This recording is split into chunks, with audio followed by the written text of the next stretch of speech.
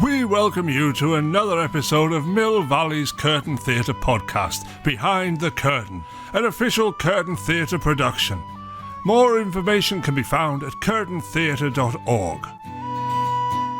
Okay, so we are here with our first episode of Season 2 of Curtain Theatre Podcast, and I'm here with Peter Bradbury, our Dramaturg. Am I pronouncing that correctly? Dramaturg? It would normally be Dramaturg. Dramaturg. It's dramaturgy or dramaturgy. I don't think it matters very much. Okay. Although I do wonder sometimes whether people understand what it means.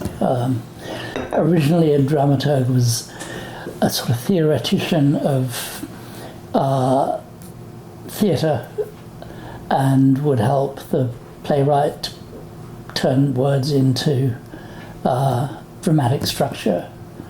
But more recently, it's come to mean somebody who has a knowledge of the literary history of whatever play is being performed.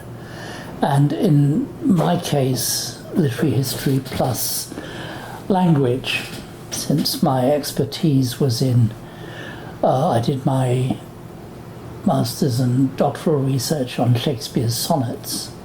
So my particular interest was the language that Shakespeare uses.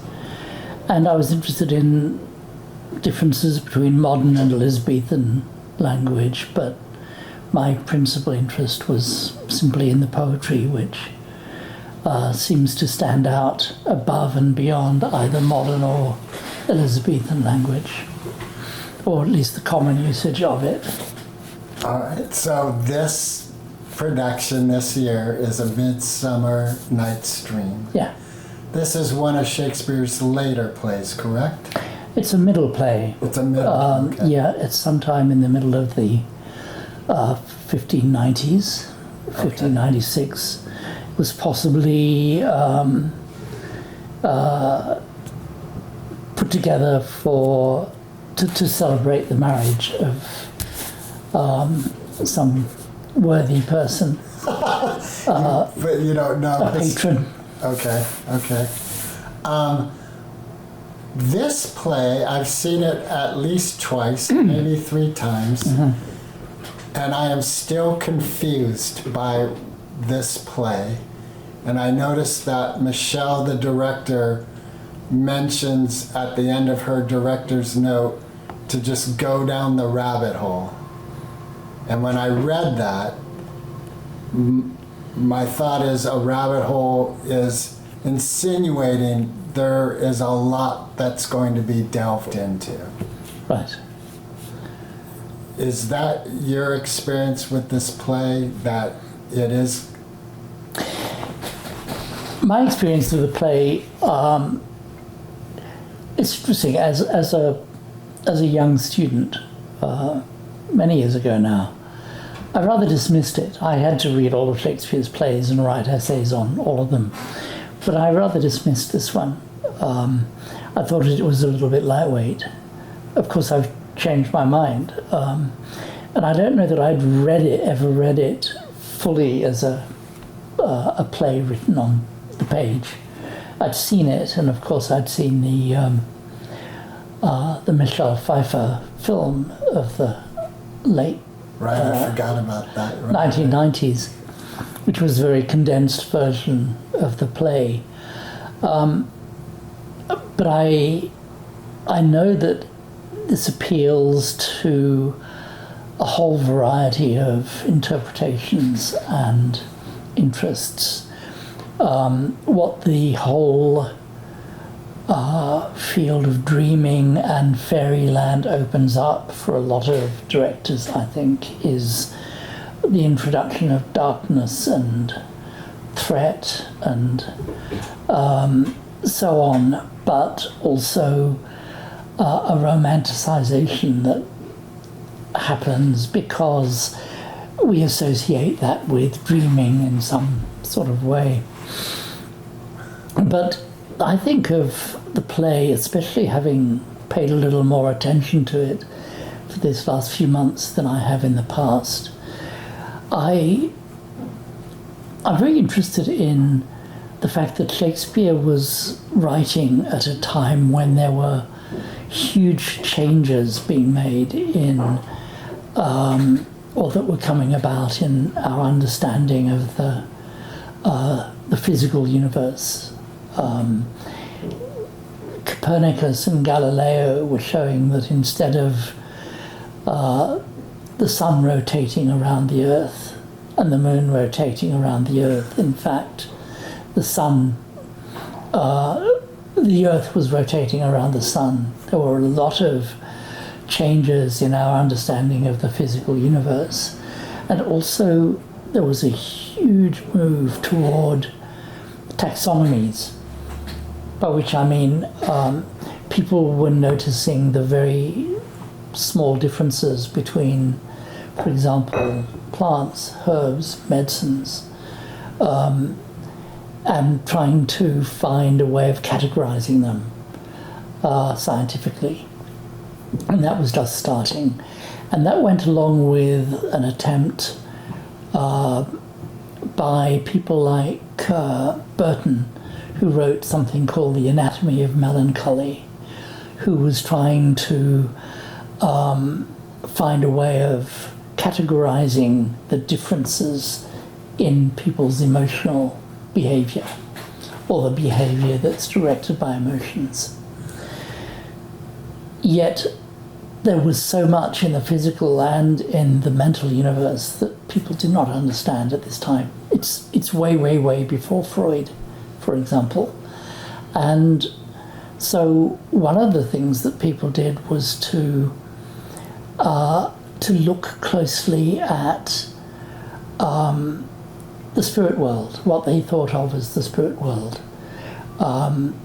Imagine that we are sitting, say, in this room in the late 16th century, and there are no lights except the small light that's produced by candles, no street lights, no car lights, nothing. It's really, really dark, yet a little wind might blow something that reflects a bit of candlelight.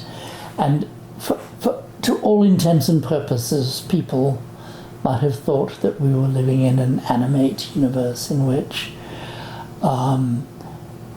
unknown and indecipherable creatures were having an effect on the physical world around us.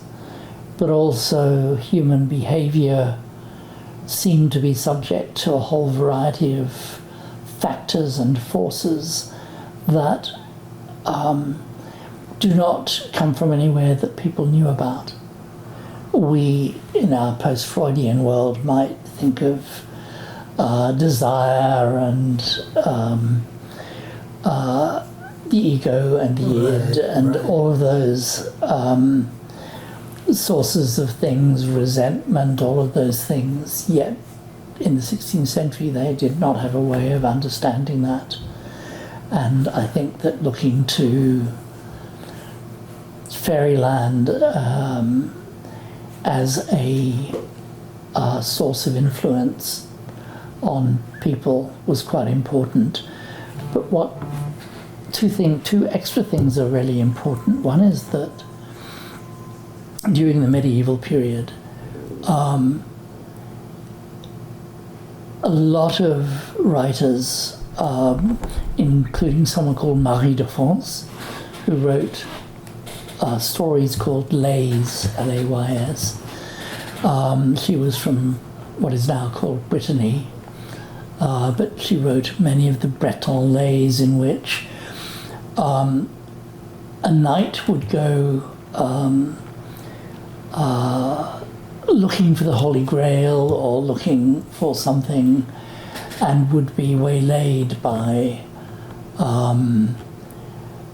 a woman with extra powers, not unlike a lot of the creatures that we have in Marvel movies, Star Wars, Superman. These are the equivalent of the 16th century fairyland. People, humans with extra powers. And in fact, in the medieval and Elizabethan periods, they were people with supernatural and extra powers who happened to be part human.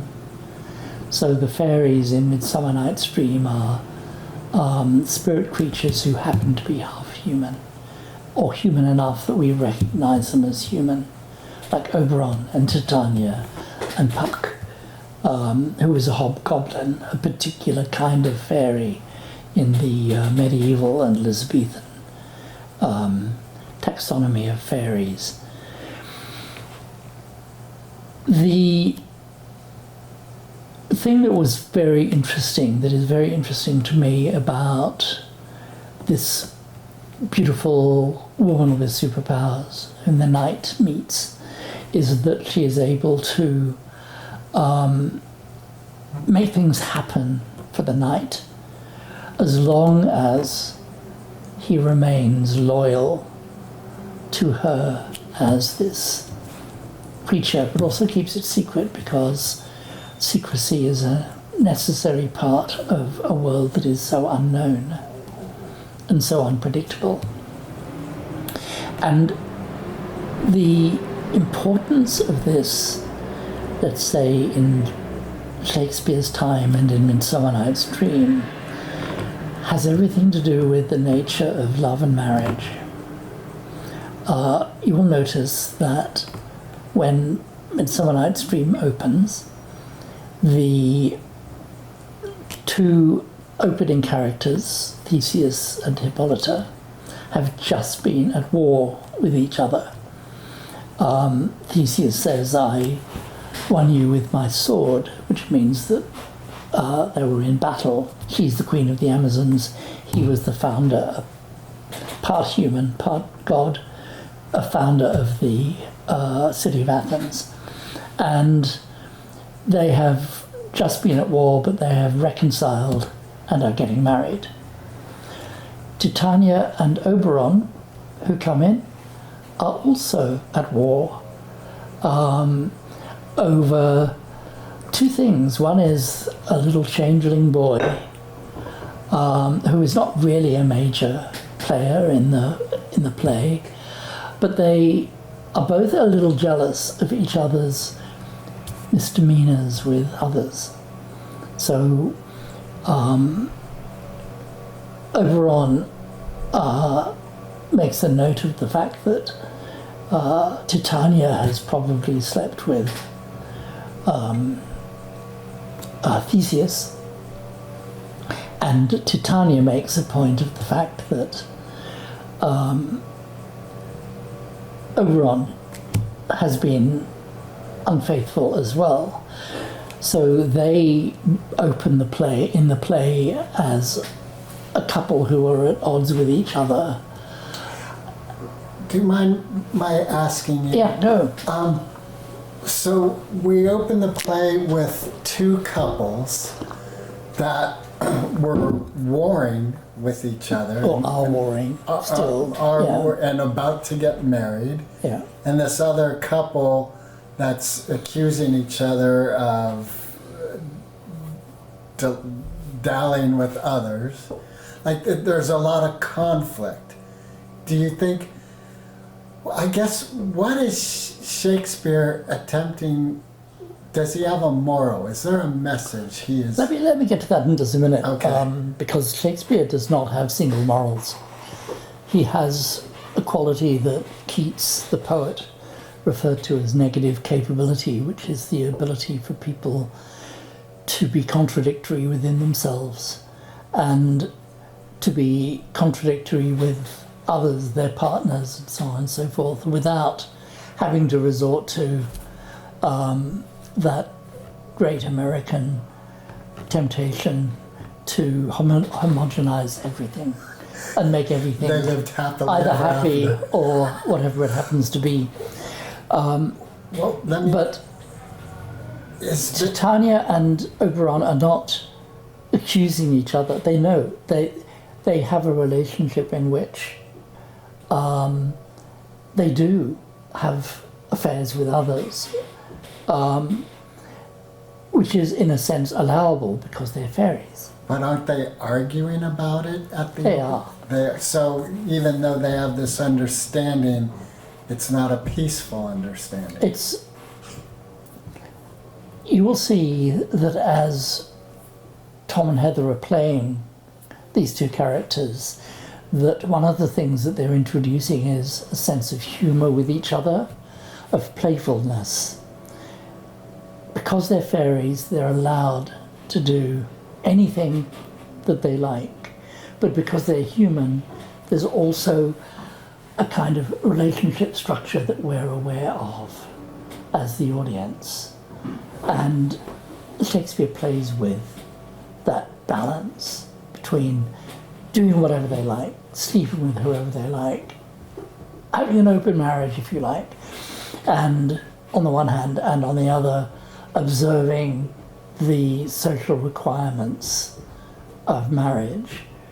And one of the things about the whole fairy literature of the medieval and early Elizabethan period is that so many marriages were arranged and so many were determined by who the father wanted the daughter to marry, and a lot of is made of that in this play, as it was in Romeo and Juliet. And what used to happen between both the men and women in a marriage, at least in the courtly societies, is that they may well be in an arranged marriage, but they also had dalliances with the people that they really loved. And this play has a little bit of, well, it engages a little bit with that. Would you like me to stop for a moment? And this may be jumping ahead, but it does, in this play, Midsummer Night's Dream, it seems like Shakespeare is grabbing onto love and marriage and the social norms of those choices, and then he's going, yeah, but. He is exploding them. He takes those four young people, Lysander, Demetrius, Helena and Hermia. And what's interesting about that is that none of them knows each other very well except Hermia and Helena. And at the beginning of the play, the relationship between Hermia and Helena, who have known each other since they were babies, is displaced and put into conflict. But as the play wears on, that conflict is resolved through kind of engagement and through the two girls reminding each other that they had this relationship in the past in a really extraordinary way. But you will notice that where the play opens with the father saying, she will do what I tell her to do, or she has a choice of death or living as a nun. That is, she will abjure the company of men. And Athenian law, which Theseus has to, because he's the Duke of Athens, has to implement, supports the father's claim. And that reflects Romeo and Juliet, which is probably written a year earlier, I think,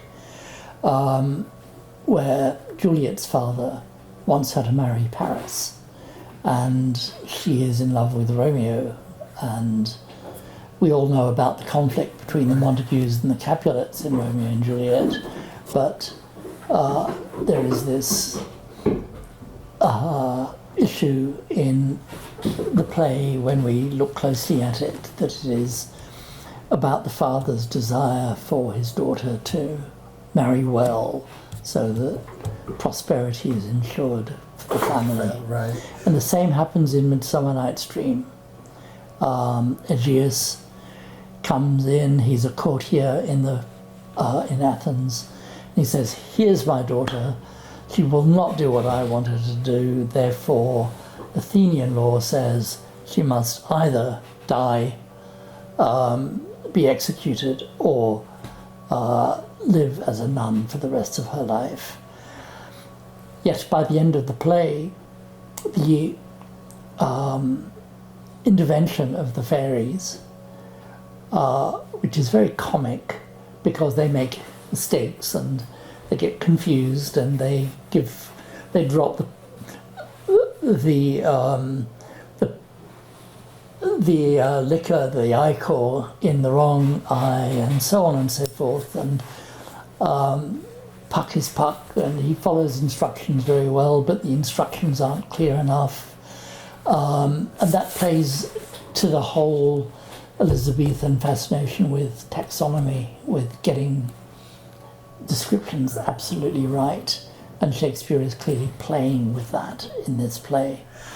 But that mistake leads to different people falling in love with different people. And what that does is it shows us the absurdity of insisting on marriage and sex, because sex is an important part of it, because that's the only way you have babies. And the whole thing is that genetically you will continue, Darwin called it. Right, the lineage of evolution. Right, yeah. right. Do you think Shakespeare was also making fun of this attempt to compartmentalize life in such a black and white manner? I'm not sure that there was an attempt to compartmentalize in a black and white manner. I think that's partly why people entertained the whole world of fairies. That's, in a sense, anachronistic. We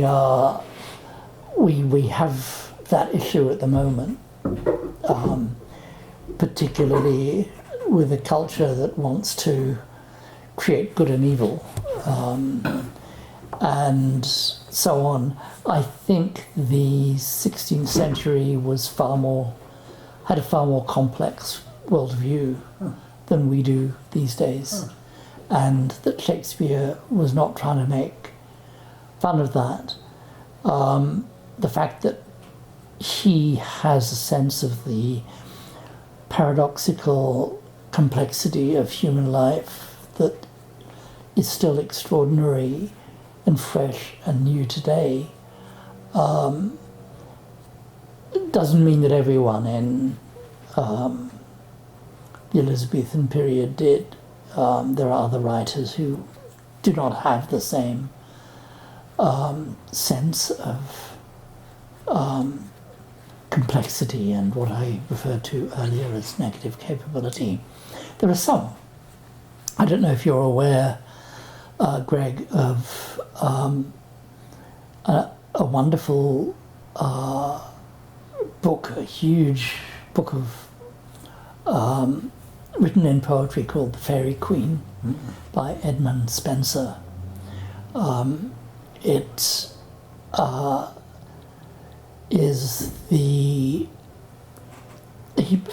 Spenser uses the fairy kingdom in order to satirize and discuss, if you like, the Elizabethan period.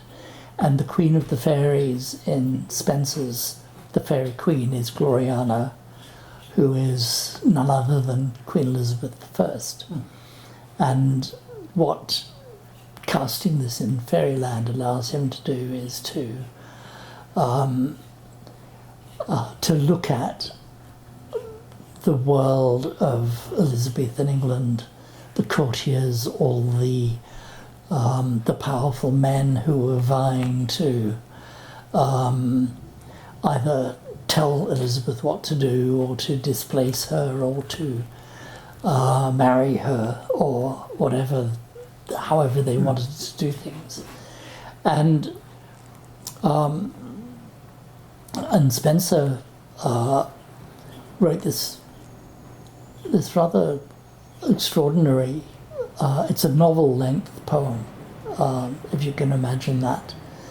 But this is a time which did not have movies. It had plays, it had poetry. It didn't have novels as we know them today. Did Shakespeare interact with with Spencer? There's a lot about Shakespeare we don't know because we don't have. He didn't write a diary, or if he did, we've never seen it. We don't have his calendar. We don't have his emails or his text messages. Or Spencer didn't mention interacting with Shakespeare, or like. We think they were aware of each other. He certainly would have read The Fairy Queen. Okay. Just as he read a lot of the early pieces. Shakespeare, one of the wonderful things about Shakespeare is that he plagiarized. He was the greatest plagiarist in English literature. He drew on previous writing, medieval writing, Latin writing. Then what sets his writing apart? It's partly the poetry, his ability to condense complex human thought and emotion into simple sentences that we can respond to. There is his sense of complexity. When Keats had just been seeing a performance of King Lear, in which King Lear proves to be an extraordinarily contradictory person, as do some of his children, especially Cordelia, and he wanted to describe to his brothers in a letter why he found Shakespeare so extraordinary. And this was Keats writing in 1815. So 200 years after Shakespeare. And this is when he came up with the concept of negative capability, the ability to show the contradictory nature of human beings without trying to reduce them to black and white or to resolve conflict. I'm wondering, as I'm thinking of the conflicts and the things you've brought up about relationship and marriage and the patriarchy of the time, and as you've, I think, said earlier, and Michelle says in her director's notes, there's a lot of darkness in this story. However, in all the productions I've seen, I think even Michelle Pfeiffer's film, there's this frivolity and silliness. Do you think is that purposefully written by Shakespeare as an example? Is the choice of her falling in love with an ass, does that have the comical elements in the late 1500s that we currently see in our day? I think they would have. There was, in the late 16th century, a whole literature that people would have been familiar with that came from poets like Ovid, the Latin poet, and Ovid's Metamorphosis, in which people transform from one shape into another, the whole world of shape-shifting, which is represented in this play by the fairies. It, excuse me, is something that had its... I'm sorry. It's okay. Can I just take a pause so you can cut this You out? can have it. Let me have a...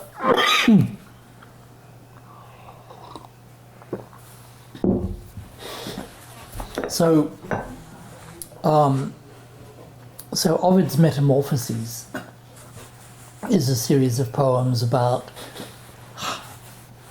gods and people who are half human, half god, and the way they change and shift in order to respond to different factors that are affecting their lives. And Shakespeare plays with that a lot. He loved Ovid, as many people did. He would have read Ovid as a schoolboy, and possibly the way we might watch movies or TV series on Netflix now. And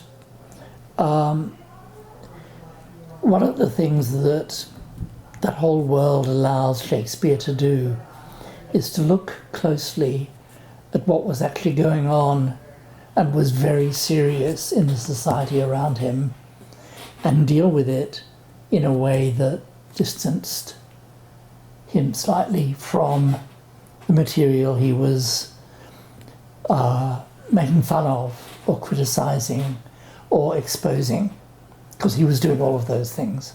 So yes, he was dealing with the very serious issues of jealousy and the reasons for jealousy, of people who were married to one person and loved another, of resentment and anger over all of that. He was dealing with all of that, but in a fairy way that allows him to do it without actually criticizing real people or real situations, and without compromising the sort of moral expectation. We referred to this earlier, the moral expectation that not all members of the audience, but the more noble and higher up members of the audience, like Queen Elizabeth herself, would have been aware of. Why is it that Shakespeare ends a lot of his plays, like this one, with an acknowledgement to the audience, it's a play?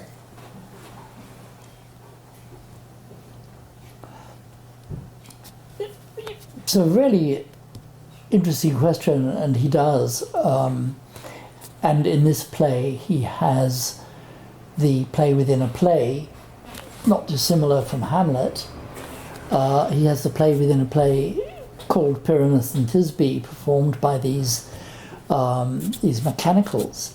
And one of the things about the play within the play is that the people who perform it are always talking about the nature of performing it. And so one of the things that Shakespeare was always aware of was, in a sense, the dramaturgy of what he was doing, the nature of illusion created within a play and its relationship to the audience. And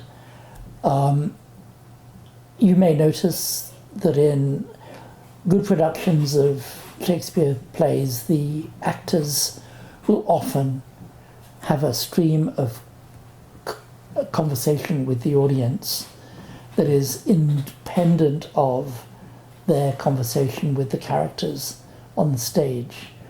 And that is the same sort of thing that you're talking about. In Midsummer Night's Dream, Puck at the end says, well, you know, you may have been offended by some of these things, and in fact there will be people, you know, like the man whose wife is enamored of his best friend, who might well have been offended by the Titania-Oberon relationship, or the changing relationship between the four lovers, as they are referred to by theatre people. And so Puck is saying to him, look, don't worry, it's just a play, and here we've got all the fairies, and you know what, if we've offended you, I'll make amends somehow, because I'm a theatrical character, we'll do something about it. And it allows, it's like taking the thing off a pressure cooker, because Shakespeare pressure cooks the human experience in his plays. And that steam has to go somewhere at the end. In some tragedies, it's called catharsis. But in comedies, it's reconciliation. But the reconciliation in this is not complete. The fairy kingdom is still there. And so he talks to the audience, Puck talks to the audience, and does that reconciliation in a different sort of way. Do you have advice for someone like myself who is easily confused by this production? Is there a lens that you could lend to me to enter this as an observer? Michelle was quite right. Be Alice. Let yourself be Alice. Jump into the rabbit hole and let it take you with it. It is true that there are productions of this play that are confusing.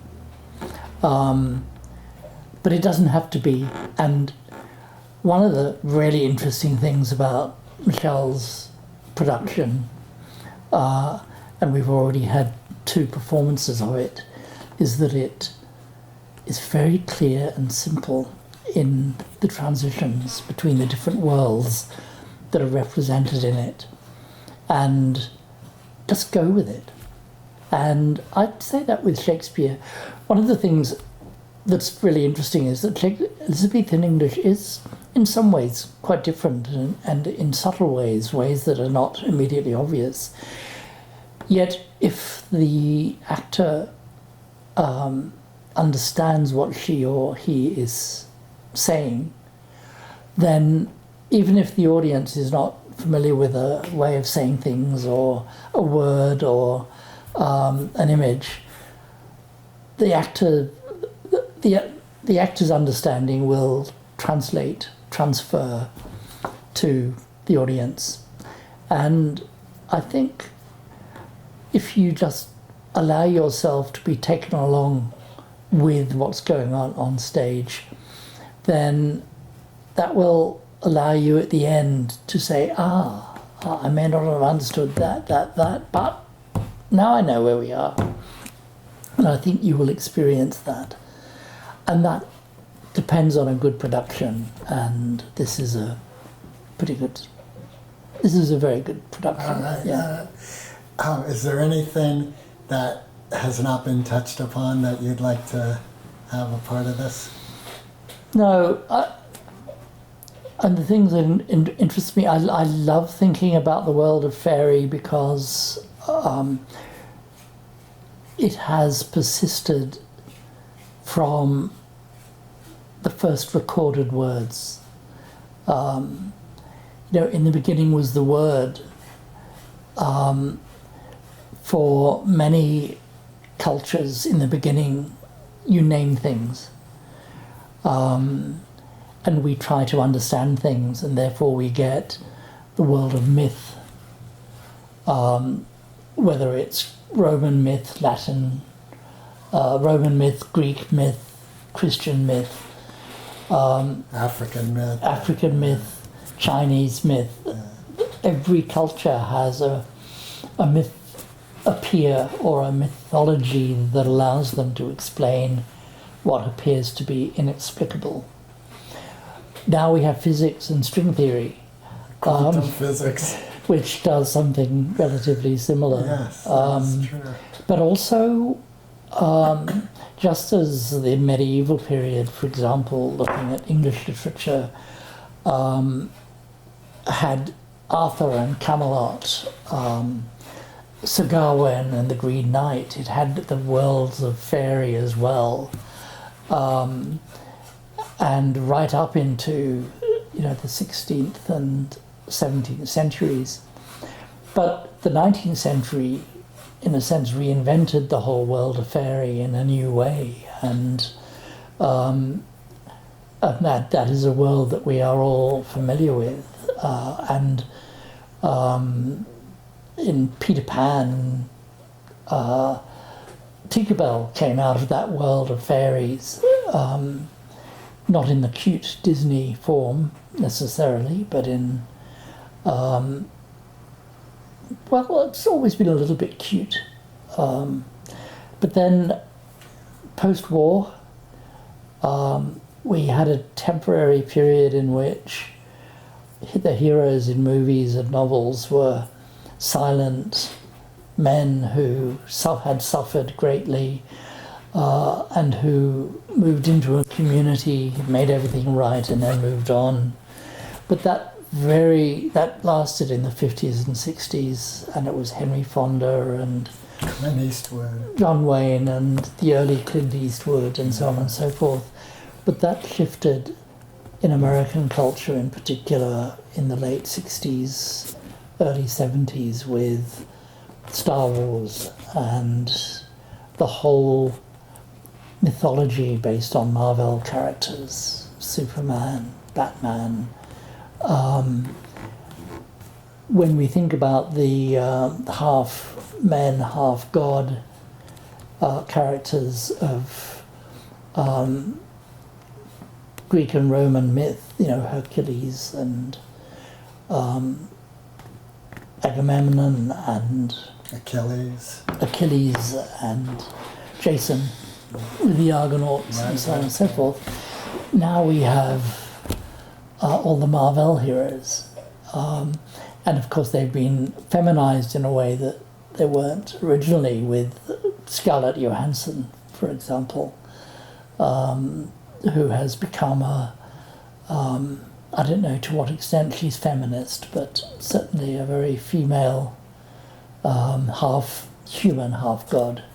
And so we're doing very much the same kind of thing, which allows us to stand back and create a facsimile of the world that we live in, which is different. As you're talking about themes changing and adapting as time continues on, one question that comes to my mind is Midsummer Night's Dream a prologue to The Tempest?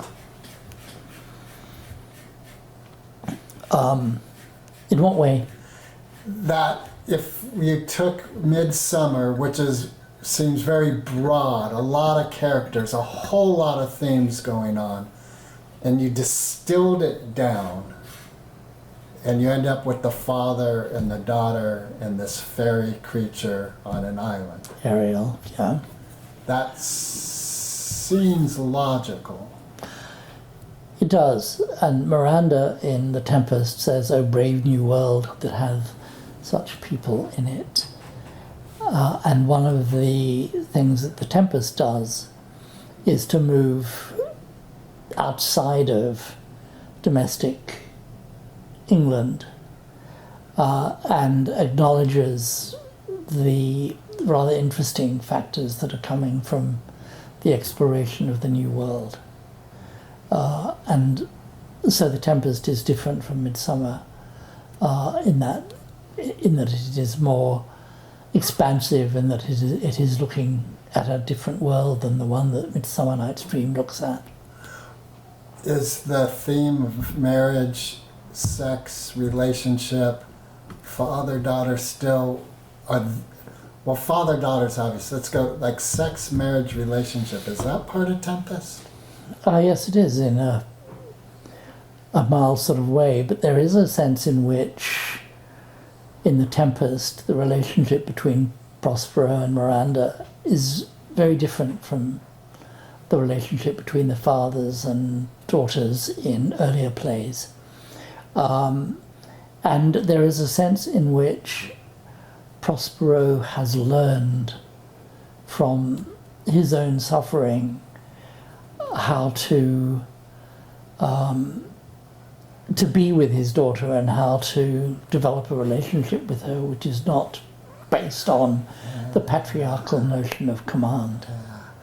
Do you think all along through Shakespeare's writings he had a sense of equality is important in life and attempting to communicate to this huge patriarchal energy, you're mistaken? I think, again, there's a little anachronism in imagining Shakespeare playing with the concept of equality in the way that we do. I suspect he probably did not, but I think what was so wonderful about, or is so wonderful about Shakespeare, because his work allows us to live with him in a way, is that he has the ability to recognise the truth and beauty in everybody, and without some conceptualization like diversity, equality, or whatever it happens to be, he gives people their proper due and allows people to be who they are, and he gets into the complexity of the way people feel and think. And what I think many of us love Shakespeare for is that in a world that had a tendency to portray women as second-class citizens in a way, Shakespeare gave us some of the most full characters who were women, and there were too few of them in Shakespeare, but those who are there are really, truly great. And that's partly a testament to Elizabeth, but it's also a testament to women writers of the period. Philip Sidney's sister, the Countess of Pembroke, was a great writer, and in fact some people among those who wonder whether or not Shakespeare wrote the sonnets have wondered whether or not Philip Sidney's sister Mary, Mary Sidney, Duchess of Pembroke, actually wrote them. It's an unanswerable question, but it's because we have absolutely no evidence one way or the other, but it is certainly true that Shakespeare would have been aware of really interesting writing that was going on by women at the time. And he would have known quite a few women, and I'm sure he admired Elizabeth. There is some kind of evidence for that in the way that his female characters resemble some aspects of Elizabeth, but yeah. This feels like a good place to wrap up. So thank you for your time, Peter. And we hope to see you all at the play. Yep. Thank you, Greg. I hope people go. It's a really worthwhile play to go and see. Actually, what I mean is it's a worthwhile production. It's a really good production. And it really does give a sense of what this play is all about. And I love it for that. So thank you, Greg. Thank you. Thus ends this episode of Behind the Curtain, a production of the Curtain Theatre. The Curtain Theatre of Mill Valley, California provides free outdoor theatre during the summer in Old Mill Park, focusing on Shakespeare and other classics. We do so out of love for great drama, and in the belief that the gathering of audience and artists around great plays in this intimate and beautiful setting adds immeasurably to the quality of life in the community.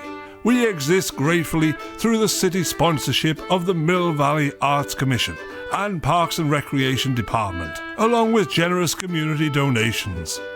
Information is available at curtaintheatre.org. If we do meet again, why, we shall smile. If not, why then, this parting was well made.